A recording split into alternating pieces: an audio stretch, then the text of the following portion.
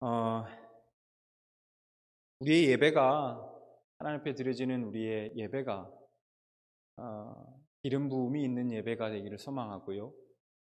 그리고 마음속에 여러 가지 어려움과 상처와 어떠한 어깨에 무거운 짐들을 갖고 오신 분들이 우리 평안교회 예배 가운데 참석하시는 분들 모두가 예배 가운데 치유함을 받고 회복되고 마음속에 어떤 아픔과 걱정과 근심이 있다면 그것이 기쁨으로 변화되고 할 수 있는 그런 예배가 되기를 소망합니다. 여러분들 그런 예배를 위해서 그런 예배에 대한 사모함을 여러분들도 함께 가지시고 기도해 주시기를 부탁드리고 그렇게 우리가 하나님 앞에 은혜로 덧입고 하나님의 말씀으로 무장되어서 그 삶 가운데 날마다 승리하는 삶으로 살아가시는 또 우리 평안교회 성도님들 되시기를 소망합니다. 오늘 본문 말씀을 읽으면서 이게 참 이런 말씀이 있을까 이런 생각이 혹시 드셨는지 모르겠어요. 자세히 보시면서 말씀을 읽으셨는지 모르겠는데 내용이 조금 그렇습니다. 솔직히 내용이 좀 그래요. 제가 얼마 전에 위너스에서 이렇게 간 적이 있습니다. 거기서 제가 신발 코너에서 신발을 좀 보고 있었는데 앞쪽에 이렇게 한국말이 막 들리는 거예요. 그래서 이렇게 보니까 살짝 보니까 그 한국분 그 여성 두 분이 서로 이제 이야기를 주고받고 있었습니다. 이야기를 나누고 있었습니다. 아주 보니까 친하게 보였어요, 두 분이. 그래서 제가 그분들이 하는 이야기를 일부러 들으려고 했던 것은 아닌데 그냥 들렸습니다. 자연스럽게 좀 듣게 되었어요.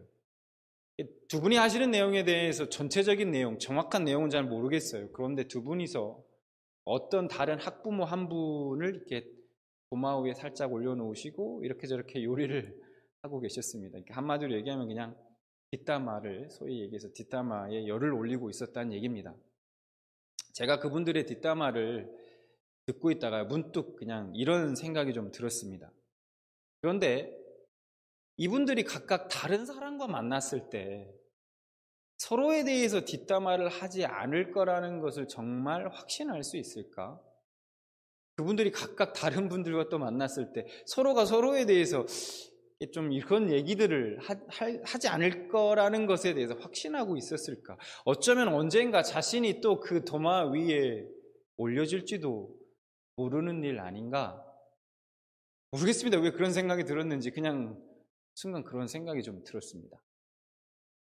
우리는 주변 사람들에게 일상에서 벌어지는 시시콜콜한 그러한 이야기들, 그런 사건들, 그로 인해 경험한 어떤 사소한 감정의 변화에 대해서도 곧잘 이야기하곤 합니다. 속상한 일이 있을 때 혹은 마음이 아픈 일들이 있을 때 아무에게도 털어놓지 못하고 그냥 혼자 꼴끙끙 그렇게 알아야 한다면 정말 외롭고 또 고통스러울 것입니다.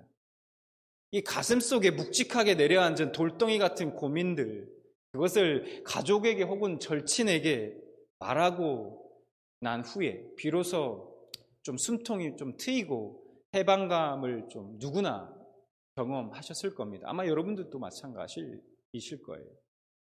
그렇다면 과연 아무에게나 아무 생각 없이 마음속 그런 이야기를 다른 사람들에게 털어놓아도 과연 괜찮은 걸까? 심리학자 버나드 리메라는 사람이 있는데요. 이 사람이 연구에 따르면요.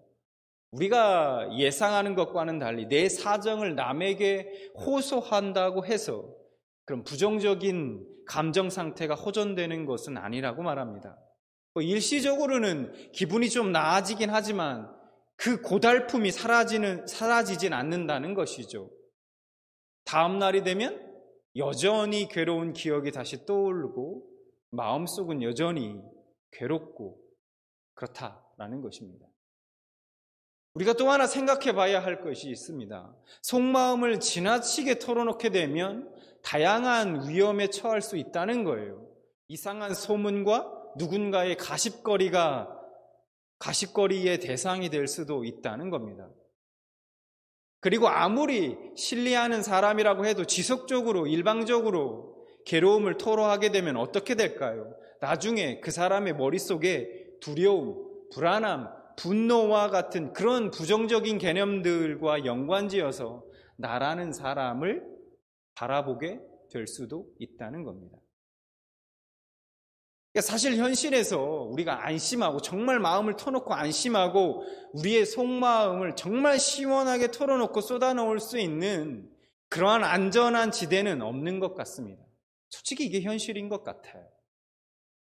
그런데요, 오늘 말씀을 보니까 이 시편 109편 말씀을 보니까요, 정말 속 시원하게 자신의 내면의 모든 것, 그 밑바닥에 있는 모든 것까지도 다 쏟아놓고 있는 한 사람을 발견하게 됩니다. 그러니까 진짜 이렇게까지 해도 되나? 진짜 이렇게까지 쏟아놔도 되나 싶을 정도의 생각이 들 정도로 자신의 본 모습, 자신의 진짜 그 민낯을 가감없이 드러내고 있다는 거예요. 자, 이 시편 109편은 누가 쓴 시일까요? 바로 다윗이 하나님께 드린 시입니다. 그냥 시가 아니라 다윗이 하나님께 드린 저주 기도입니다. 다윗은 그냥 넋두리 하는 정도가 아니라요, 하나님의 이름을 위해 그 저주가 이루어지기를 간절히 기도했습니다.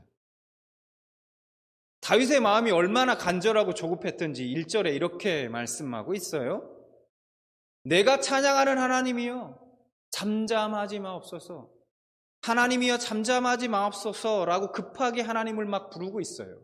숨 넘어가는 소리를 하고 하나님의 도움을 요청하고 있다는 것이죠. 여러분, 다윗이 누굽니까? 우리가 누구나 다 알고 있는 그 다윗. 신앙생활 하는 사람 중에 다윗 모르는 사람 없지 않습니까? 누굽니까? 하나님 마음에 합한 자라는 거 다 알고 있지 않습니까? 자기 죄를 아파하면서 하나님 앞에 통회하며 회개한 사람, 늘 하나님과 대화하며 동행했던 그 겸손의 사람이 바로 다윗 아닙니까? 그런데 그런 다윗이 어떻게 이런 막말과 저주를 퍼부을 수 있는지 솔직히 좀 이해하기 힘듭니다. 여러분, 예수님은 우리에게 뭐라고 말씀합니까? 원수를 사랑하며 박해하는 자를 위해 기도하라고 하셨습니다. 그런데 오늘 이 시편 109편의 말씀은 또 뭐냐는 겁니다. 어떻게 우리가 이해해야 하느냐 하는 것이죠. 하나님은 왜 이런 시를 성경에 기록하게 하셨냐는 거예요. 어떻게 이해해야 할까? 그리고 하나님은 왜 이런 말씀을 성경에 기록하게 하셨을까 하는 겁니다. 자, 천천히 다윗의 이 저주의 기도를 우리가 한번 살펴보도록 하겠습니다. 먼저 2절과 3절 말씀을 보겠습니다. 그들이 악한 입과 거짓된 입을 열어 나를 치며 속이는 혀로 내게 말하며 또 미워하는 말로 나를 두르고 까닭없이 나를 공격하였음이니이다. 이렇게 말씀하고 있어요. 여기까지 말씀을 보면요, 다윗은 뭔가 지금 굉장히 억울한 일을 당했나 보다 이렇게 할 수 있습니다. 그러니까 자신은 아무 잘못도 하나도 없는데 그 누군가가 지금 아무 이유 없이 억울하게 자신을 공격하고 있다는 거예요. 자, 그 다음에 다윗은 6절부터 15절의 말씀에서 이렇게 기도합니다. 그 전에 6절부터 8절 먼저 보겠습니다. 악인이 그를 다스리게 하시며 사탄이 그의 오른쪽에 서게 하소서. 그가 심판을 받을 때 죄인이 되어 나오게 하시며 그의 기도가 죄로 변하게 하시며 그의 연수를 짧게 하시며 그의 직분을 타인이 빼앗게 하시며. 그럼 뭐라고 말씀하고 있습니까? 악인이 다스리고 사탄이 그의 오른쪽에 서 있게 해달라고 얘기하고 있어요. 여러분, 악인이 다스리고 사탄이 오른쪽에 딱 서 있다면 여러분 얼마나 두렵고 떨릴까요? 다윗은 지금 원수가 그렇게 되길 기도하고 있다는 거예요. 그리고 다윗은 뭐라고 기도합니까? 원수가 무슨 기도를 하든지 다 죄가 되게 해달라고 기도하고 있어요. 무엇을 기도하든지 다 죄로 여기셔서 응답하지 마시고 오히려 그에게 벌을 내리시라는 겁니다.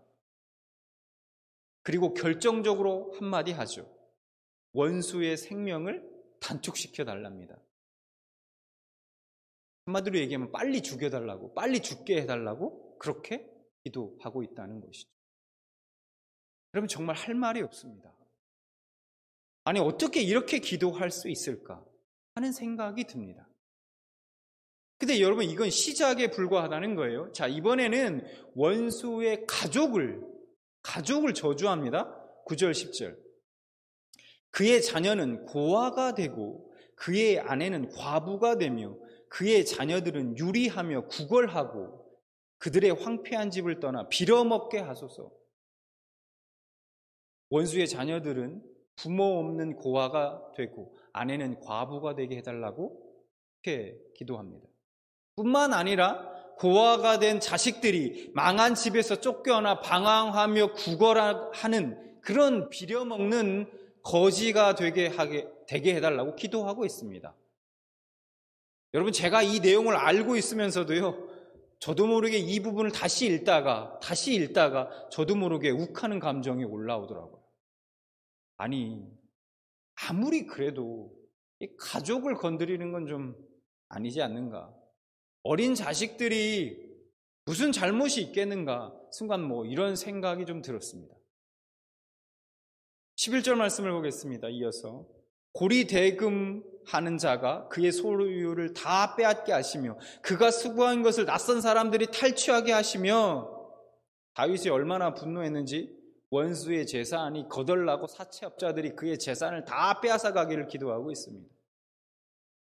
이것보다 더 심한 게 남았나 싶은데요, 이게 끝이 아닙니다. 한 걸음 더 나아갑니다. 12절 13절. 그에게 인애를 베풀 자가 없게 하시며 그의 고아에게 은혜를 베풀 자도 없게 하시며 그의 자손이 끊어지게 하시며 후대에 그들의 이름이 지워지게 하소서. 고아가 되고 재산을 다 잃어버리고 집에서 쫓겨나 거지가 되어 방황하는 그 원수의 자식들에게요, 이제는 아무도 사랑과 은혜를 베풀 자가 없기를 그렇게 원하고 있습니다. 또 고아가 되고 재산을 다 잃어버리고 집에서 쫓거나 거지가 된 그 자식들의 대가 완전히 끊어지기를 구하고 있어요. 아예 씨를 말려버리겠다는 거예요. 완전히 씨가 말려버려지기를 지금 하나님께 간구하고 있다는 거예요. 여러분, 이거 너무 잔인한 거 아닙니까? 네. 자, 14절 이어서 보면 이렇게 얘기합니다. 여호와는 그의 조상들의 죄악을 기억하시며 그의 어머니의 죄를 지워버리지 마시고 그 죄악을 항상 여호와 앞에 있게 하사 그들의 기억을 땅에서 끊으소서. 원수의 그 조상들의 죄도 잊지 말고 그의 어머니의 죄를 잊지 말라고 구하고 있습니다. 여러분, 다윗은요, 그 전에 4절에 이렇게 먼저 이야기합니다. 4절에 뭐라고 이야기하냐면요, 이렇게 이야기해요. 나는 사랑하나 그들은 도리어 나를 대적하니 나는 기도할 뿐이라, 이렇게 얘기하고 있어요. 나는 사랑했다. 나는 그들을 미워하지 않고 사랑했다라고 얘기하고 있다는 거예요. 나는 사랑하나 라고 말하고 있습니다. 그런데 다윗의 기도를 보면요, 이 말을 도무지 믿을 수 없게 만들고 있습니다. 과연 믿을 수 있습니까? 이걸 믿을 수 있을까요?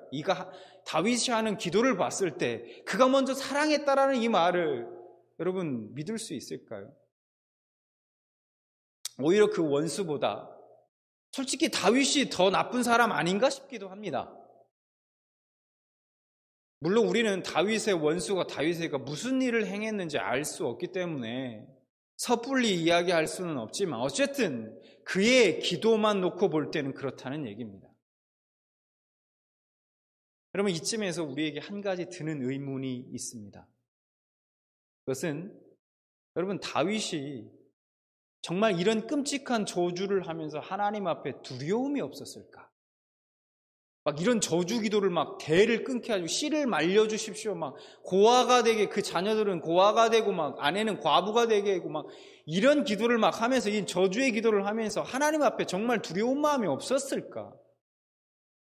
또 이런 기도도 하나님이 노하지 않으시고 정말 받으신다고 생각했을까? 자신의 간청대로 하나님께서 응답하리라 정말 기대했을까 하는 겁니다. 여러분은 어떻게 생각하십니까? 다윗이 이렇게 생각하고 기도했을까요, 과연? 자, 어쨌든 이 저주가 다윗의 기도라는 것입니다. 다윗의 기도라는 거예요.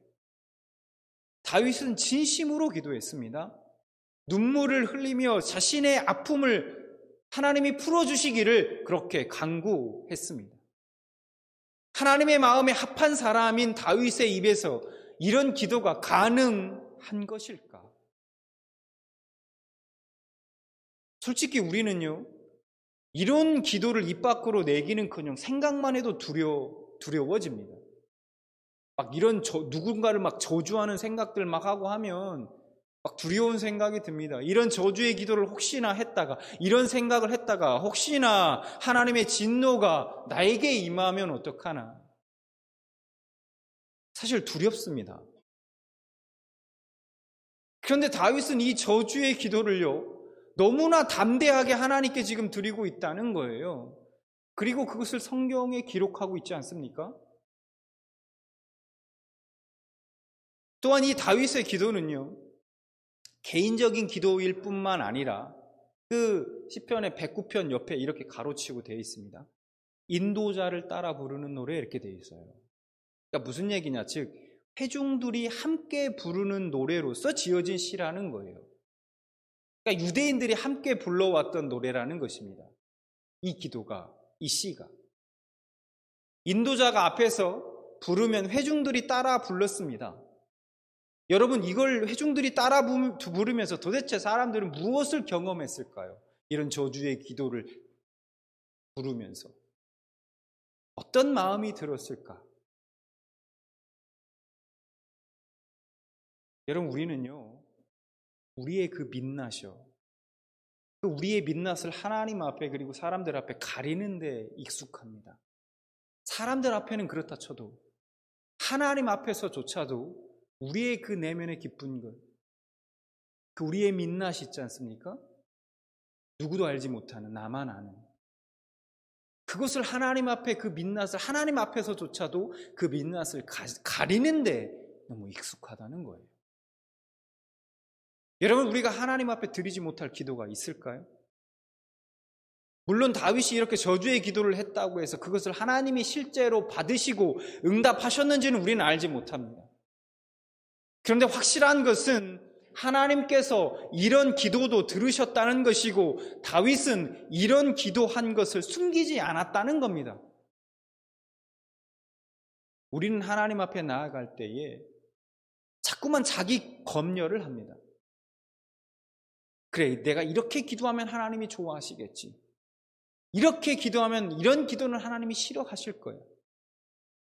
그래서 죽도록 미운 사람이 있고 억울한 일을 당해도 하나님 앞에서는 왠지 하나님, 저는 저 사람을 미워하지 않아요. 하나님, 저 용서합니다. 사랑하길 원합니다. 라고 기도해야만 할 것 같습니다.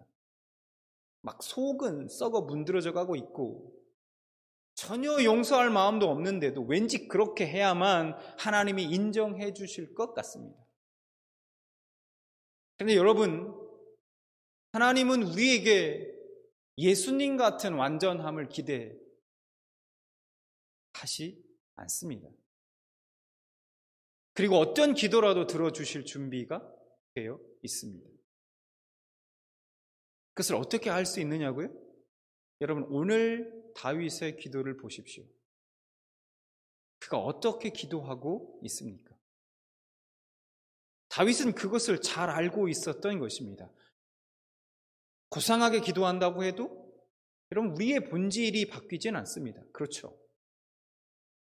교회 안에서는요, 고상하게 기도해도요, 세상에서는 전혀 고상하지 않게 살아가는 사람들이 얼마나 많습니까? 차라리 좀 고상하지 않게 기도하더라도 자신의 부끄러운 모습을 인정하며 하나님의 만지심을 기다리는 것이 훨씬 지혜로운 모습이고, 어쩌면 하나님은 우리에게 그러한 모습을 원하시는지도 모릅니다. 하나님 그런 모습을 원하신다는 거예요. 이스라엘 백성들은 다윗의 이 저주의 기도를 합창하면서 자신들의 감정을 숨기지 않았습니다. 자신들의 모습을 그대로 하나님께 드렸던 것입니다. 그리고 그 기도를 합창하면서 하나님의 만지심을 경험했습니다. 22절과 23절 말씀을 보겠습니다. 나는 가난하고 궁핍하여 나의 중심이 상함이니이다. 나는 석양 그림자같이 지나가고 또 메뚜기같이 불려가오며. 다윗은 지금요, 자기 인생을 석양에 사라지고 마는 그림자라고 그렇게 말하고 있습니다. 그리고 또 바람 부는 대로 힘없이 밀려다니는 메뚜기 같은 인생이라고 지금 말하고 있습니다. 여러분, 지금 다윗의 마음은 정말 많이 상해 있습니다. 어디에도 의지할 데가 없습니다. 그래서 마음은 정말 낙심되어 있고요. 감정은 깊은 곳까지 갈기갈기 찢겨져 있습니다. 다윗은 이런 마음을 가지고 하나님 앞에 나아갔던 것입니다.